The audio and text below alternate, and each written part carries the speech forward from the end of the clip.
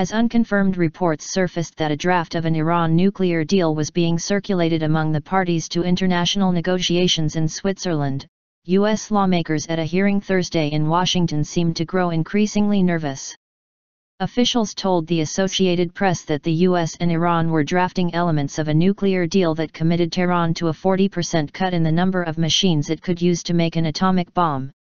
In return, the officials said, Iran would get quick relief from some crippling economic sanctions and a partial lifting of a UN embargo on conventional arms. Later in the day, State Department spokesperson Jen Psaki dismissed reports of a deal. The reports are inaccurate, she said. There is no draft document being circulated. The fundamental framework issues are still under comprehensive discussion, and obviously that is what Secretary of State John Kerry is focused on now. Kerry has been in Switzerland this week, meeting with his Iranian counterpart as the United States and its partner countries Britain, Russia, China, France, and Germany try to reach an outline of an agreement before March 31. The deadline for a comprehensive agreement is the end of June. Letter to Obama. At a contentious House Foreign Affairs Committee hearing on the Iran nuclear talks, several lawmakers insisted that Congress's role in the negotiating process must not be marginalized. Representative Eliot Engel of New York, the ranking Democrat on the committee, said he and Republican Chairman Ed Royce of California were sending a letter to President Barack Obama expressing their concerns about what needs to be in an Iran nuclear deal. A draft of the letter emphasizes that permanent sanctions relief, which Iran has repeatedly requested during the Geneva negotiations, would require new legislation. In reviewing such an agreement, Congress must be convinced that its terms foreclose any pathway to a bomb, the lawmakers wrote, adding that Iran's role in fomenting instability in the region demonstrates the risks of negotiating with a partner we cannot trust. A spokesman for Engel told VOA that 363 House members, Republicans and Democrats, signed the letter. It's truly a very bipartisan letter expressing Congress's strong feelings about things that need to be in the agreement, Engel said during the committee hearing. Congress really needs to play a very active and vital role in this whole process, and any attempts to sidestep Congress will be resisted on both sides of the aisle by both Democrats and Republicans.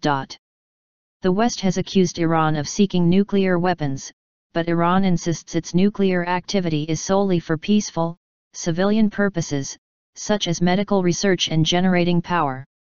The House letter came after a more controversial letter that was sent to Iranian leaders last week. That letter, signed by 47 Senate Republicans, cautioned Tehran that any deal might not last after Obama leaves office. Congressional interference. Democratic Representative Emanuel Cleaver of Missouri told VOA that he and many other Democrats signed the new House letter because they wanted the deal to be tough and to protect Israel's security. But Cleaver said he was concerned about what he saw as efforts by some lawmakers to undermine Obama. I believe that we have not had this much congressional interference with any kind of major deal, particularly in the area of nuclear armament, in our history, he said. Deputy Secretary of State Antony Blinken disappointed some on the committee by repeating the administration's position that Congress should not interfere in the talks at this sensitive phase, and that its role would be to lift sanctions at a later time. Tensions also flared over what Republicans saw as the Obama administration's lukewarm response to Israeli Prime Minister Benjamin Netanyahu's election win. Republican Representative Steve Shabu said, President Obama clearly has disdain for the winner of the Israeli elections this week.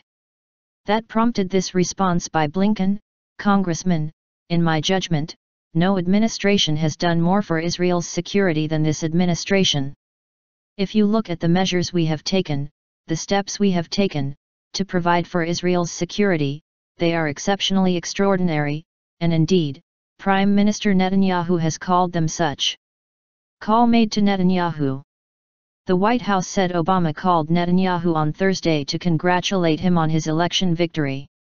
Officials said the president told Netanyahu that the U.S. valued its close security cooperation and long-standing partnership with Israel. The issue of U.S. nuclear negotiations with Iran also was discussed, they said, with Obama telling the Israeli leader the U.S. was focused on reaching a comprehensive nuclear deal with Iran. Some Democratic members say Netanyahu insulted Obama when he spoke to a joint meeting of Congress earlier this month without consulting the White House first. Netanyahu used the speech to warn members of Congress about what he called a bad deal with Iran. Democratic Representative Gary Connolly of Virginia said Republicans should not blame Obama, adding that friends do not treat friends the way Netanyahu treated Obama with the recent visit.